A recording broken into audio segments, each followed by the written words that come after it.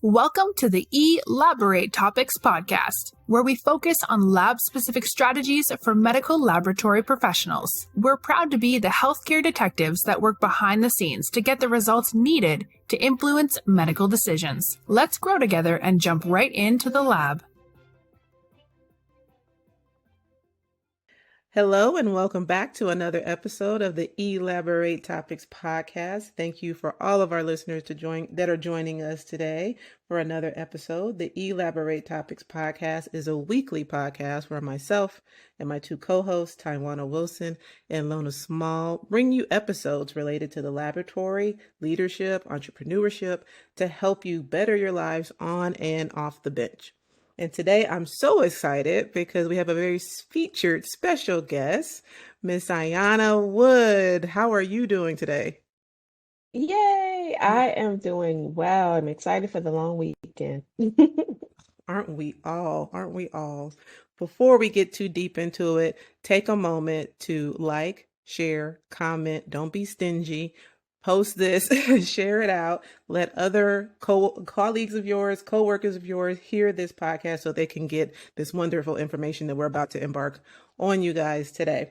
We're available on all podcast platforms, and we're also available on LabVine's LabStream.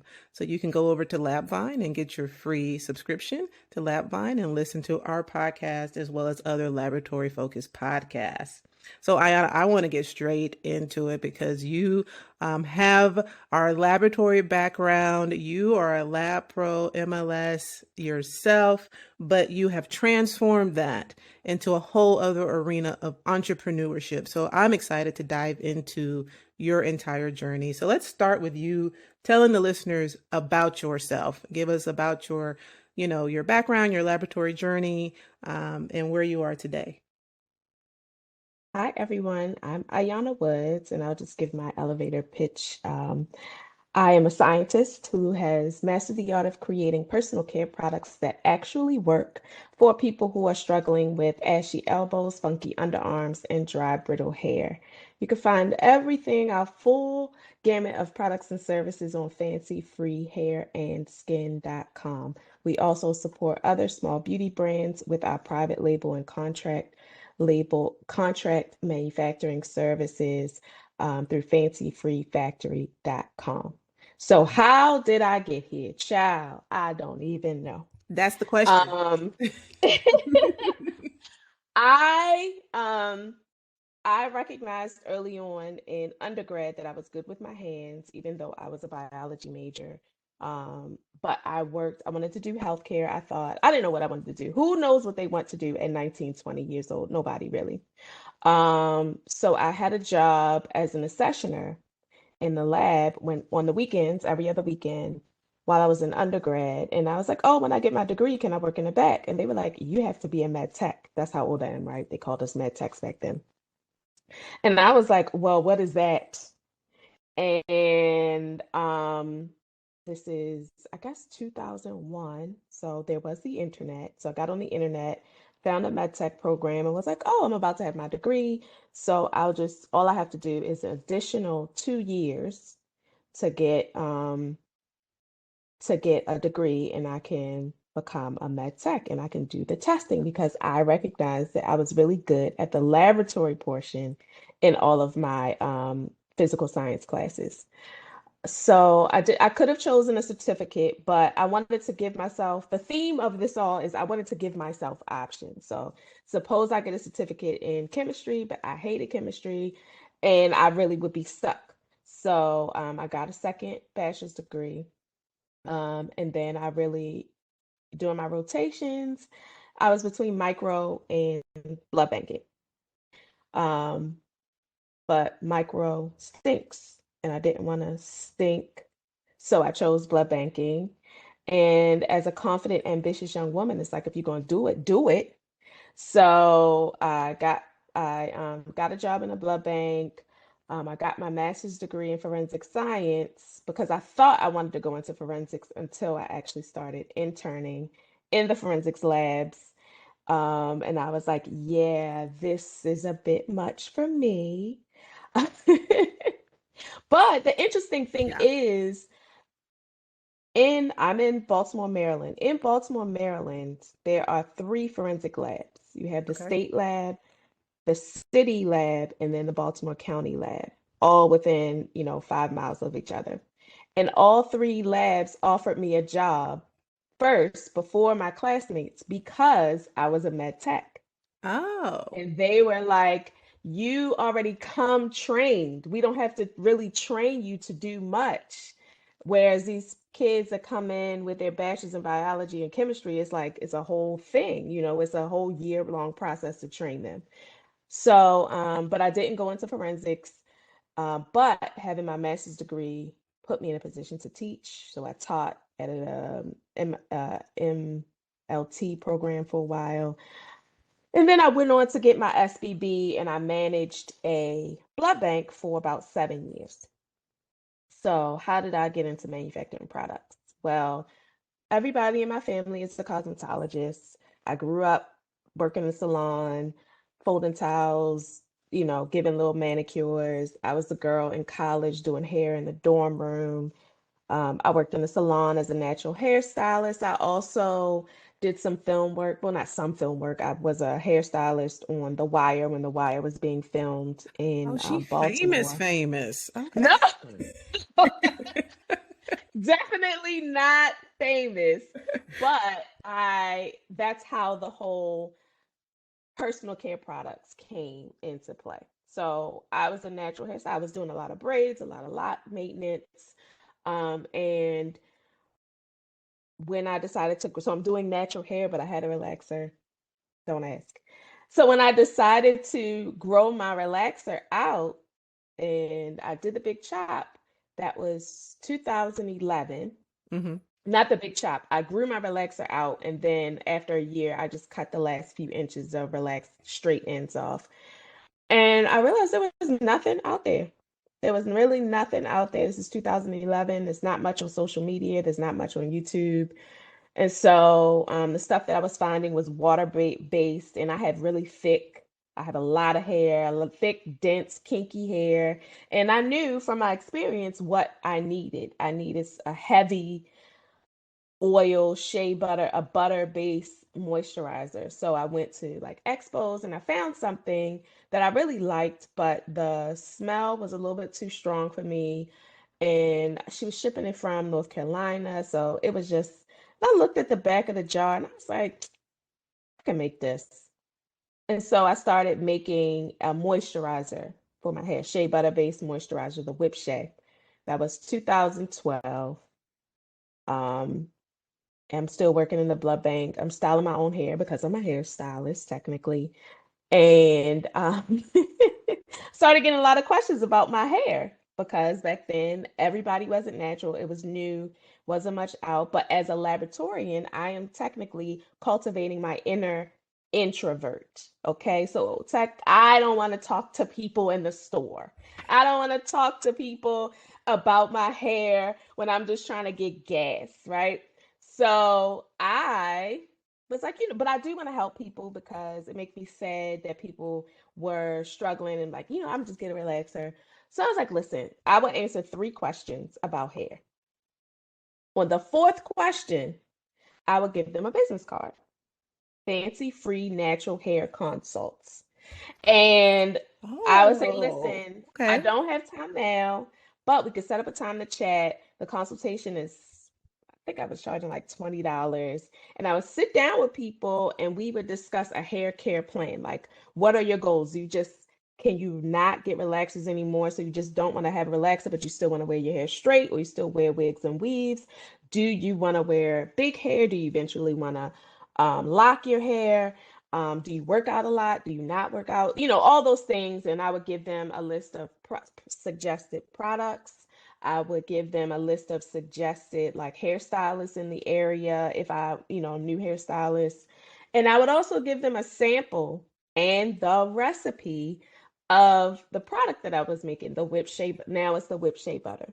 So you weren't And selling it, you were giving the recipe I away. was just giving them the recipe and like Oh, going, this okay. is what I make for myself. This is, part of the reason why you stopped me. I recognize that I did have the cheat code having, being a hairstylist So, but child, nobody wanted to make it themselves.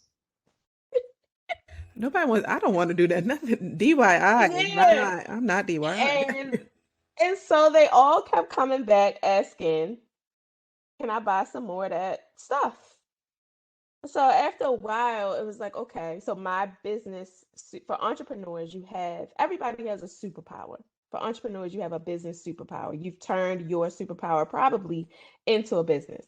So my superpower is process improvement, which is why I was so good as a laboratory manager.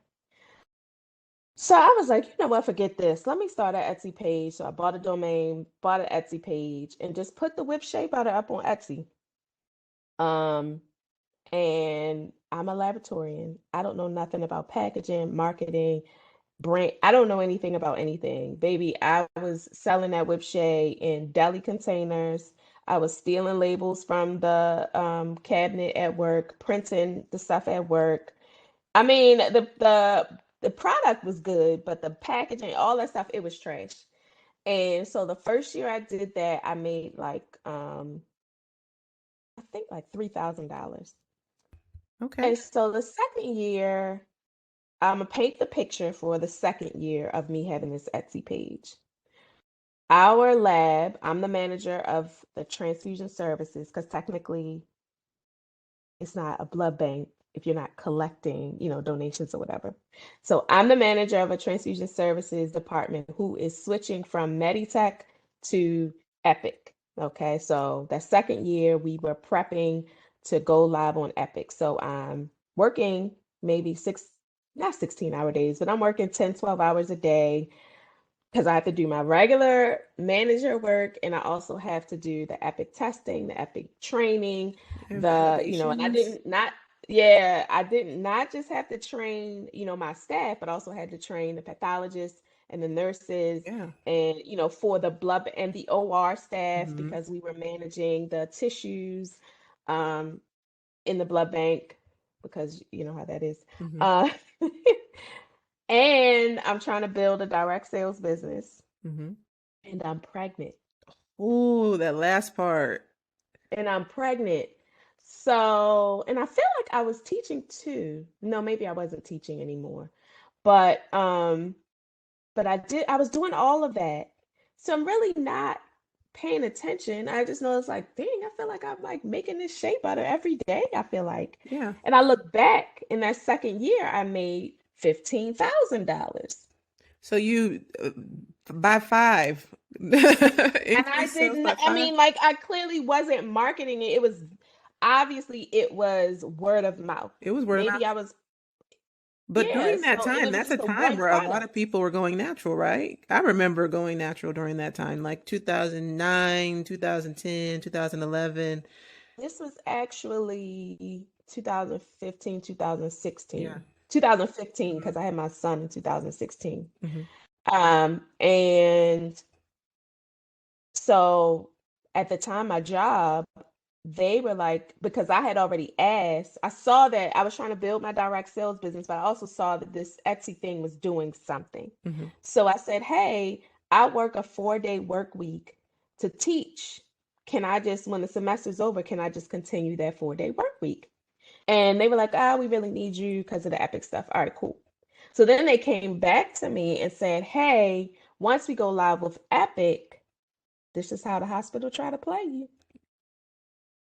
Since you're so good with the computer Uh-huh. and you want to and you asked about an abbreviated work week, do you want to stay on full time and take on LIS and transfusion services? Mhm.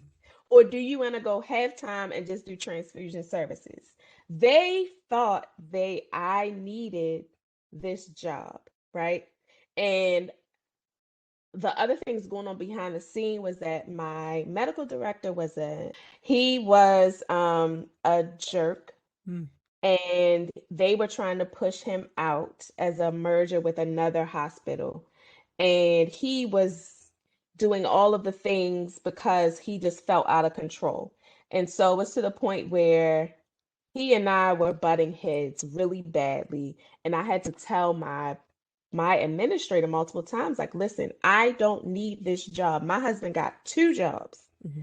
I come here because I really like you guys and I really enjoy what I do, but I don't need this stress, right? Mm-hmm. And so it was just kind of like, I'm not about to take on more work for the same pay.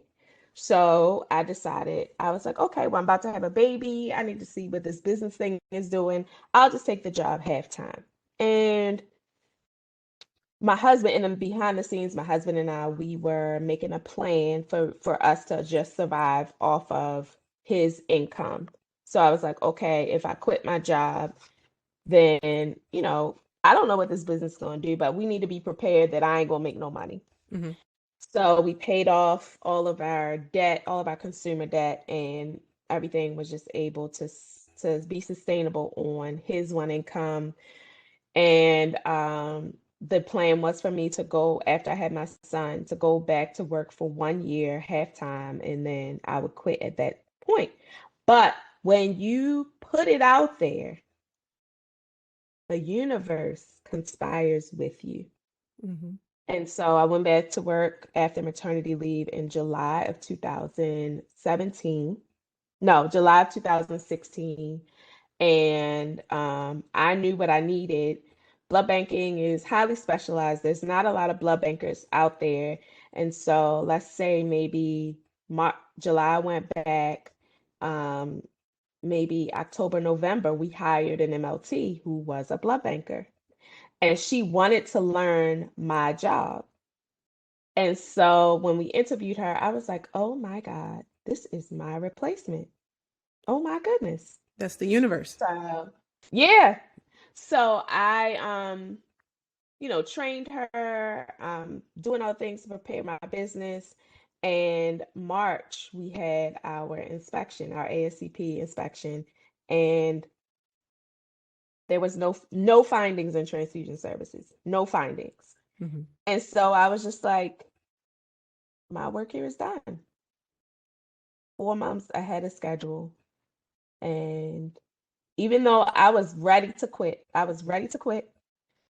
that turning in my resignation was really, really scary because that was 15 years of my life that I spent in a medical laboratory. But I turned in my resignation. March 31, 2017 was my last day as a medical laboratory scientist, transfusion services specialist, whatever you want to call it. And that 2017, my business made $45,000. Wow. So there were no regrets. Mm-hmm. There were no regrets. I still, entrepreneurship is up and down. I've gone from, and in 2016, I actually got my first private label customer, Mm-hmm. which really played to my personality because it's like, oh, boom, this person's a salesperson. They know about marketing and branding, and they have a good product. My product, Mm-hmm. if I get like 3 or 4 more of these, I'm good to go. So that kind of put a light bulb kind of went off there. And yeah, I quit and I haven't looked back. Every time I want to quit, God be like, let me remind this girl why she here. And so something will happen. I'll get a grant or an opportunity will come up, or I'll be able to collaborate with somebody. And so everything that I did in the blood bank as far as managing the manufacturing of blood products is what I do in my laboratory where I manufacture personal care products. Mm-hmm. Okay, so if it's a bad batch, it go in the trash. If it hits the floor, it goes in the trash. Hair nets, gloves, eye protection, documentation, calibrations, all of those things I apply to my manufacturing. And that is kind of why I think so many people have gravitated towards me as far as like they're making their own stuff and they're like, yeah, no, let me just hand it over to you. So I do the contract manufacturing. The product development is, I'm still learning that because I'm not a cosmetic chemist, but really any supply website will give you a formula and you could tweak it to how you are. And I've Mm-hmm. made friends with cosmetic chemists in the area. I'm in the Society of Cosmetic Chemistry. So I do the Hmm. research. I'm still a scientist. I'll read and journals and Hmm. research and all that other stuff. So that is how I transitioned. I was just open That's an and amazing willing to risk story.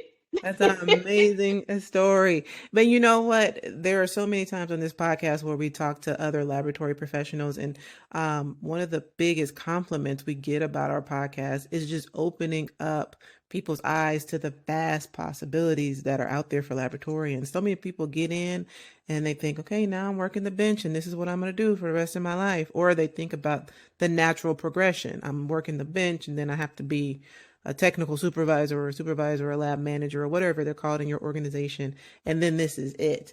But what we try to impose upon our listeners is the foundation of what you learn, just all of those things you said, being detail oriented, critical thinking skills, understanding documentation, understanding interpersonal relationships, because the laboratory is touching all areas. You're working with nurses, you're working with doctors, you're working with pathologists, you're working with your own colleagues. All of those interpersonal relationships skills, all of those build a foundation to work in so many different areas. You don't have to feel pigeonholed or stuck. And I think so many people, not just in the laboratory, entrepreneurship is just so vastly intimidating. I think that was the draw for me to you.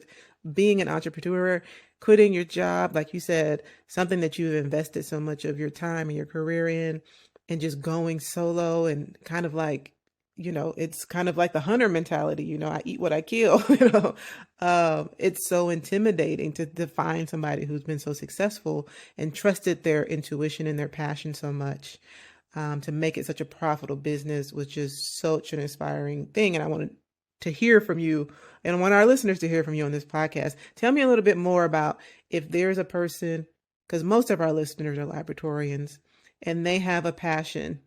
I like when you said that, you started from the very bottom with, I'll give you 3 questions for free and the fourth question is going to cost you.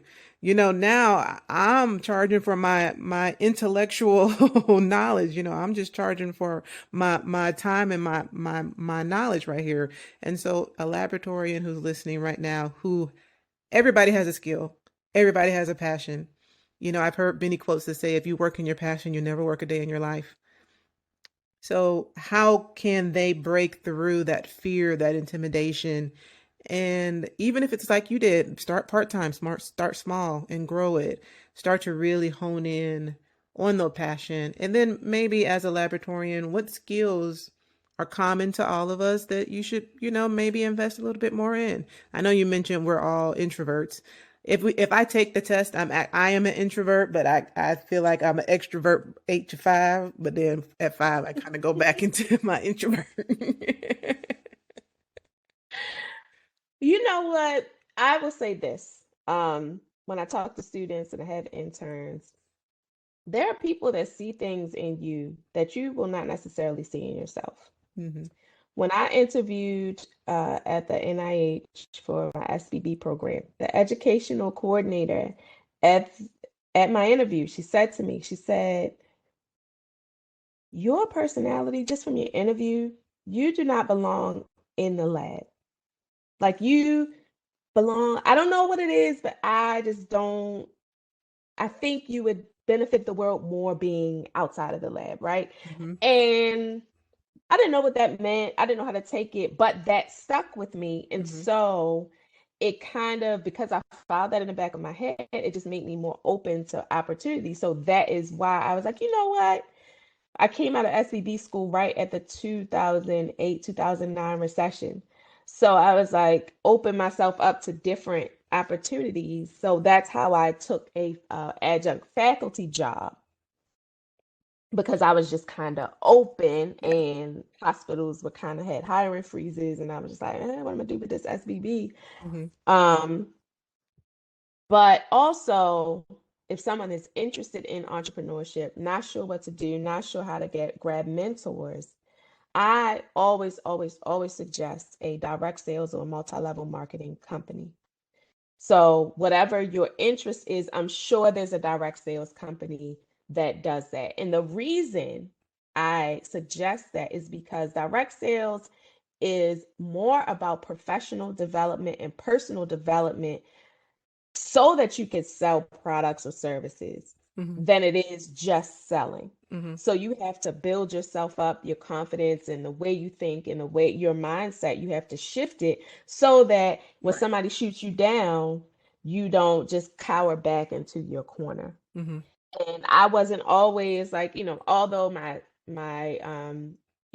the educational coordinator at the NIH saw that in me, the lab environment just nurtures the introvert. So when I first became a full-time entrepreneur, I had to learn and force myself to advocate for my business, which led to me advocating for myself because at the time I am my business. So if I don't advocate for myself, then my business won't meet its needs. So that meant asking for help. That meant crowdfunding. That meant pitching. And um, so the professional development piece, the direct sales is going to come with a coach because whoever you come in under, they're going to want to see you succeed. So they're going to work with you. I always recommend that. Mm-hmm.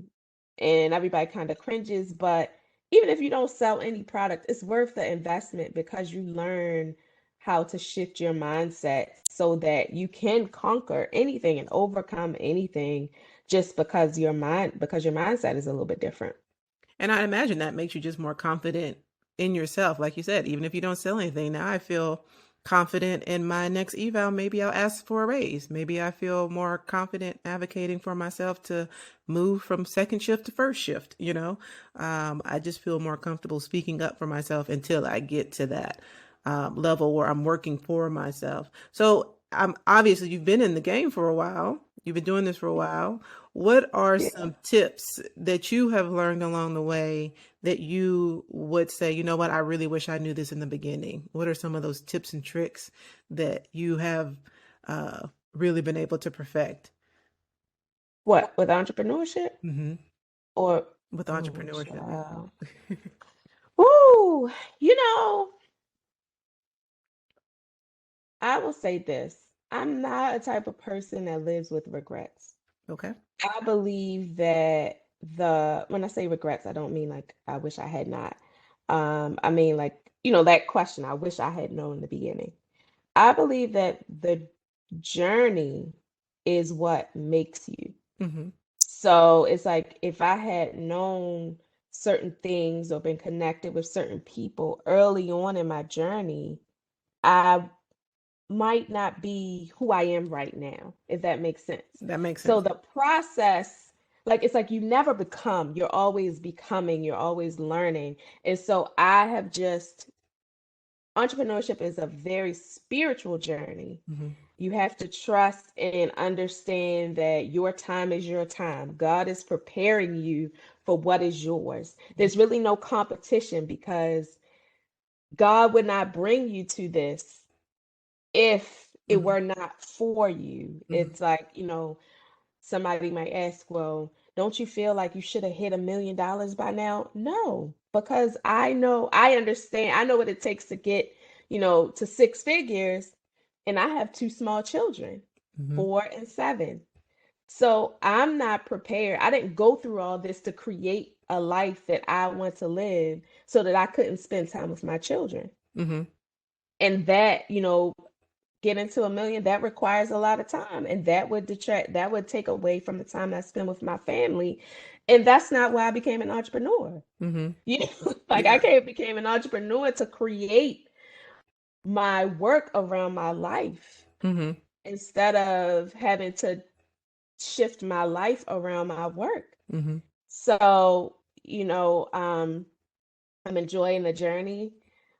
When I'm very, very blessed to have a supportive husband, I know that that can be, a supportive partner, spouse, because I know that that can really make or break your journey as well. If your spouse isn't 100% behind you, cheering you on and lifting you up and supporting you when you ain't got no money and you can't pay yourself, you can only afford to pay your staff, those kinds of things.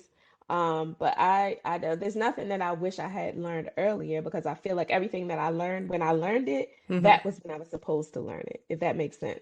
That does. I love when you said that you never are, you're always becoming. That's so profound. And so that teaches people, you can't look around. You can only look at your own journey. And then don't despise the days of small beginnings because, those small beginnings are teaching the foundation for you to grow on other things like you have. So you mentioned you've grown in other spaces now with product labeling, product and development. And so where do you see the future of your business going? What's your hope for your business in the next 5, 10, 15 years? Well, right now I'm in the process of getting all of my products listed on Amazon. Okay. Um, to take kind of eliminate the retail, the not eliminate the retail side, but minimize the amount of interaction I have to deal with individual retail orders. My private label and contract label manufacturing this side of the business has increased about 40% since the pandemic because a lot of service people, so hairstylists, barbers, estheticians realized when they couldn't service clients, they didn't have any money, so they needed products. Mm-hmm. Um, but honestly, I like the manufacturing, but I do intend to hire support staff to remove myself from that and just focus on product development because as my operations manager say, like you cannot, it take you 10 minutes to make scrub and you'll avoid it because it's easy. But let it be something hard. You be right on it the whole all day, 8 hours. But I am building an e-course Okay. and over the next 5 years, I hope to build a more comprehensive um, layman's kind of maker software. So the e-course came about because one, I had to figure out a way to pay for the software because building software is expensive. Mm-hmm. And two, I recognize a need, a pain point in some of my customers. So I get a lot of requests for formula modification, or when someone hands me their formula for me to do their scaling and their contract manufacturing. And the way they hand me the recipe, like when I say, oh, well, for a laboratory, you're like, oh, what's the SOP? Yeah. Like I'm like, explain it to me like a 6-year-old. Mm-hmm. And the way they explain it to me like a 6-year-old, I'm like, okay, um, there's a need here. And so the e-course is called Six Figure Kitchen Academy.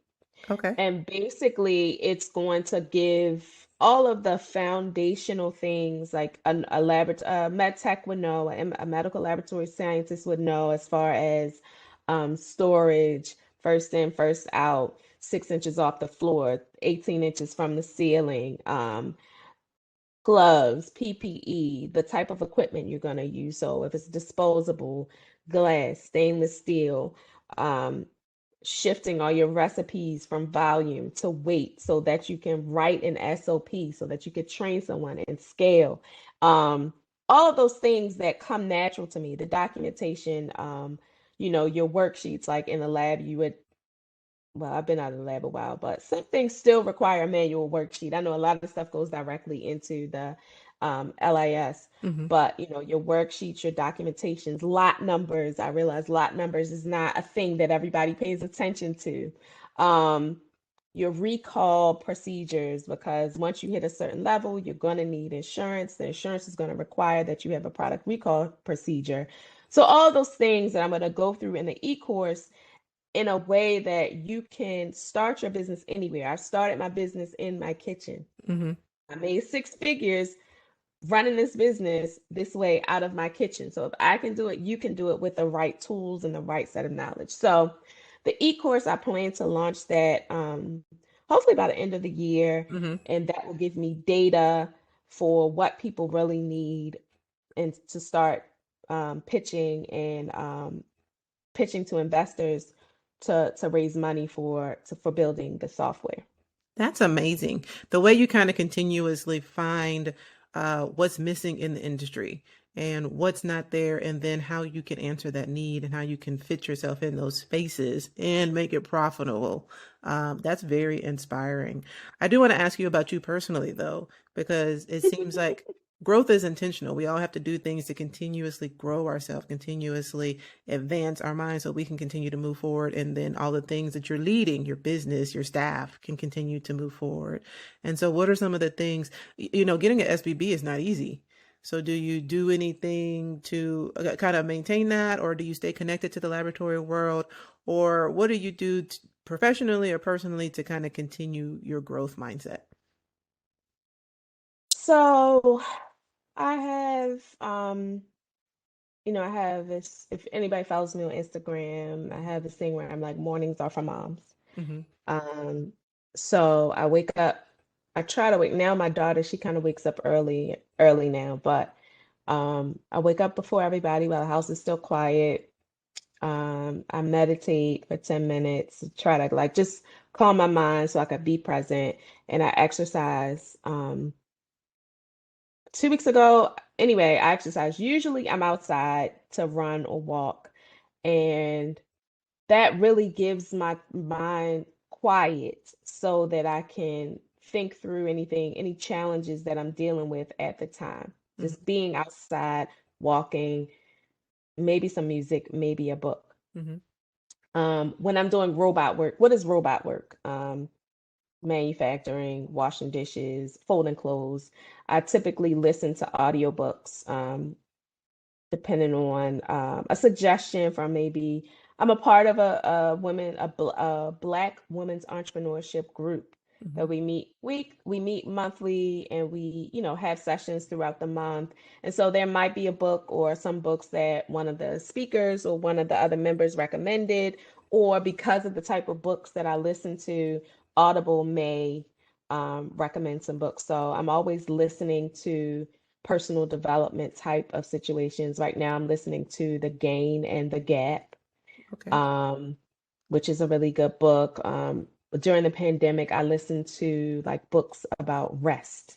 Mm-hmm. So, The Sabbath, and there was another book that kind of talked about how Jesus rested even though he was working. So he was very intentional about rest. Mm-hmm. And for women, that's very important. And Mm-hmm. also a book so I listened to a lot of books about, I listened to maybe last year, I listened to a book called Wild Power, which is also important for women, especially Black women, because it talks about um, how to create your productivity or schedule your productivity around your cycle, and how your body is intentional, how your body naturally takes down your energy levels so you do not continue to try to be superwoman. Like how you don't, so you do not push through. So like right after your period, right before you're about to ovulate, and around ovulation is when you have the most energy. That's when you're going to clean and straighten up and take on things, and you have clarity and you're like, I can do it. Like society has conditioned us to feel like we're always supposed to be in that mode. Our body is like, hold up, sis. Let's slow you down right before your period. Slow down. And when you have your period, you're supposed to just rest, just allow your body to flow, allow the menstruation to flow. If you no longer have a period, then that cycle, you would follow the moon cycle. So you would start with the new moon, and then things like that. But listening to books like that just kind of like opened my eyes to like how I'm doing things, and put things into perspective. The Gain and the Gap is a really good book just because it's like, as a Black woman, as an ambitious Black woman, you're hard on yourself when you Mm-hmm. didn't hit a goal, Mm-hmm. but you made a lot of progress. You made it to 70%. That's better than zero. So things like that, to shift my focus. So I do a lot of listening. I'm very intentional about asking for help. Um, I've learned to set very firm boundaries, which is tough for people to adjust to in the beginning, because my husband was used to being superwoman, and I'm just like, no, Mm-hmm. I ain't doing it. Mm-hmm. And I see you on Monday because I'm going to a hotel to sleep for the weekend because y'all get on my nerves. So, all of those things is how I stay. As far how I stay, with it. Networking. I network more with entrepreneurs than laboratorians. I do not maintain any of my certifications. If I, it's kind of like the lab will be there if I need to go back to the lab. Every time I try to go back, God be like, sis, you got work over here to do. The lab, all right. There's a space um, over there that needs you. yeah, but I mean, like, I know how to, renew my certifications if I need to. I do, I go to, events that the Society of Cosmetic Chemists have, and if I have questions about pertaining to what I'm doing now, Hmm. that is where I get those answers from.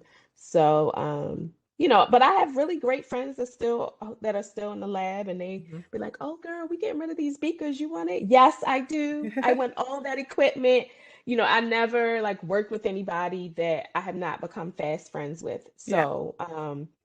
So yeah, I'm still in contact with a lot of my friends that work in the lab and they look out for me and they, we celebrate lab week. But as far as maintaining all of those certifications, I do not. But it is part of my marketing. Hmm. If you look at my stuff, I have on a white coat with all my initials and stuff like that because people love the alphabets behind your name. Uh, I would which was support my that. marketing team's idea because I'm just like t-shirt and whatever. They're like, no, sis, you are here because of that. Yeah. Well, So that's what let's caught my eye. I said, look at the lab coat with the SBB.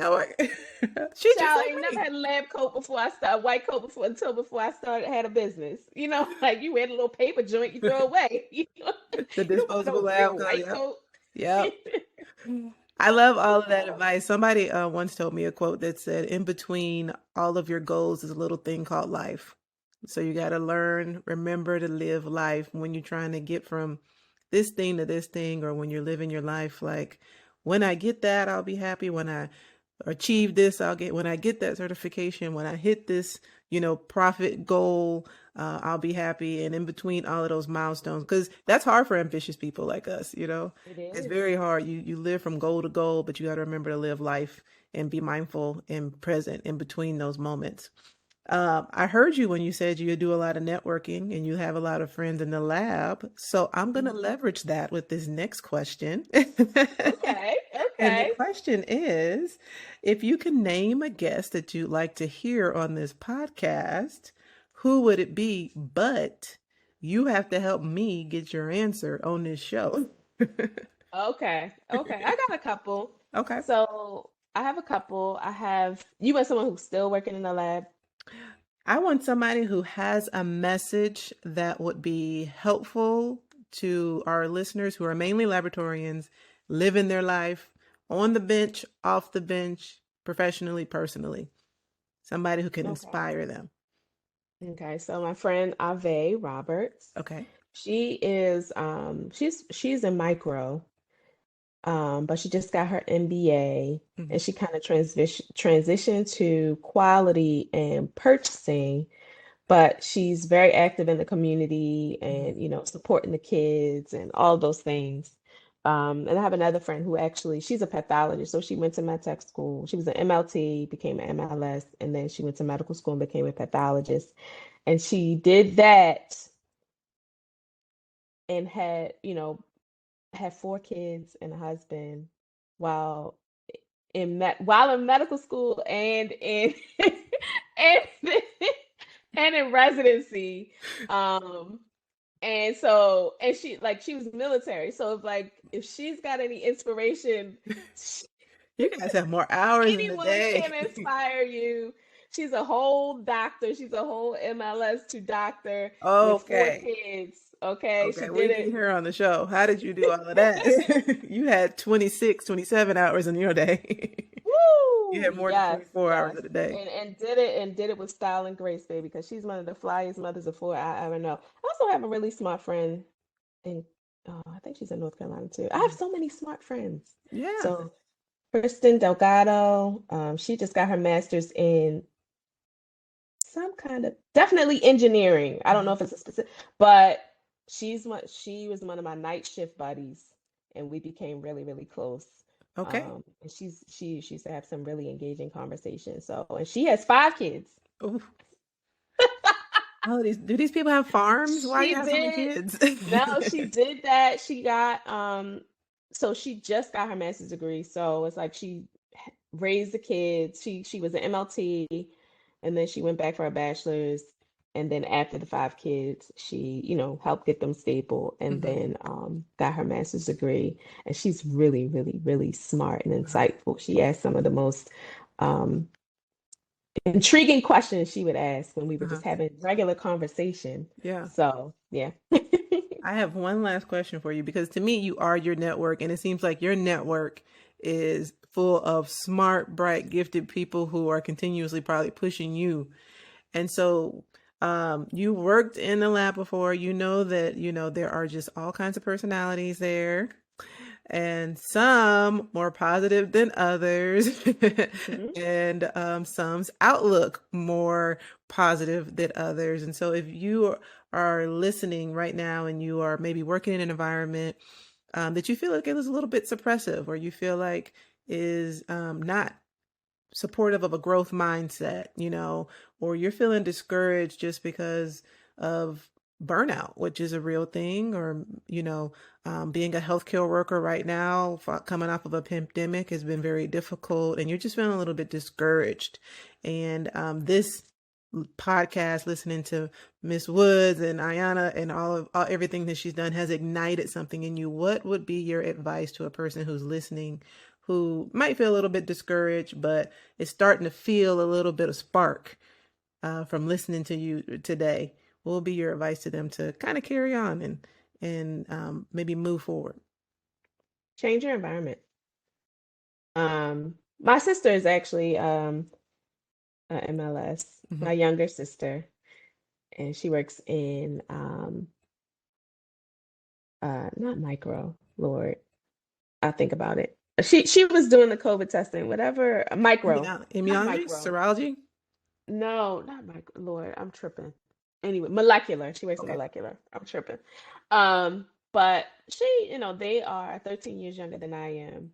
So I always suggest change your environment. You can always get another job. Mm-hmm. There's always another job. Mm-hmm. Never be afraid to change. Mm-hmm. Be it another job, be it switching departments, be it, like you have a spark, you recognize your superpower. Ask, like, is there a special project that I can work on? Or for my sister who was dealing with that, asked for a different schedule. So she works 5 to 1, so she doesn't have to be around the people who were not as positive or encouraging for a long period of time. That was helpful for her. But I'm gonna be the first one to tell you quit your job. I'm gonna be the first one to be like, you could get another job, girl. The job ain't. Live your life. Quit that job. Go on vacation. Get you another job. Well, You going to especially for grow? med techs right now, we are Yeah. I'm in like, demand. We and are it in was one demand. thing. And I will tell you that, like, before I even quit my job as an entrepreneur, I took 2 6 to 8 week breaks from working. Mm-hmm. Like, since like I just needed a break. Before I went to SVB school, I took 6 weeks off. After I left SVB school, because I live in Baltimore Mm-hmm. and I'm used to a 10 to 15 minute commute. So that Mm-hmm. commute down to Bethesda, I just couldn't do it after I was done. And so I just quit before my job started because I just, whatever. And my husband was like, well, I'd rather us be broke and you be happy than us, have stacks in our bank account and you're just miserable. Mm-hmm. Like that's not even worth it. And so that's always been our philosophy. Like you have relationships. If you lose your car, you could take an Uber, someone will let you borrow their car. If you lose your house, you could probably go stay with somebody. You could probably go over one of your friends' house to eat if you don't have money to eat. But your happiness Right. over a job, Mm-hmm. yeah, no, get Yeah. another one. Yeah. You heard it first. Get another job. Just Get like a a job. man, your spouse, the person you're dating not making you happy, get Get another one. another one. It's a lot of fish in the sea, y'all. It's a lot of fish in the sea. Definitely, definitely. Ayana, tell us how we can connect with you after this, how people can find your cookbook once it comes out and promote all of the things you have going on. So, I can be reached on my website at fancyfreehairandSkin.com. If you're interested in private label or product development, you can find me at fancyfreefactory.com. I am Fancy Free Hair and Skin on Instagram and Facebook, The Fancy Factory on TikTok. And all of the Six Figure Kitchen Academy material will be on the Fancy Factory on Instagram and also TikTok. All right. And Twitter, I'm Fancy Free Hair. Um, everything is fancy free. And yeah, that's where you can find me. If you like comedy, real life comedy about how ugly entrepreneurship, mompreneurship is, check out my Insta stories because that's where it all goes down. The truth of it all. I expose myself. But I thank will. you so much for having me. I really enjoyed talking to you. I don't get to talk to MLSs that much anymore. So I appreciate you guys reaching out and asking those great, great questions. Well, we appreciate you being on the show today. I will link all of those things in the show notes. You guys make sure you go and check out all of her products and follow her on all of the plethora of social medias that she ran off. Thank you for listening to today's show. We hope you got something out of this very engaging episode. And until next week, have a great day.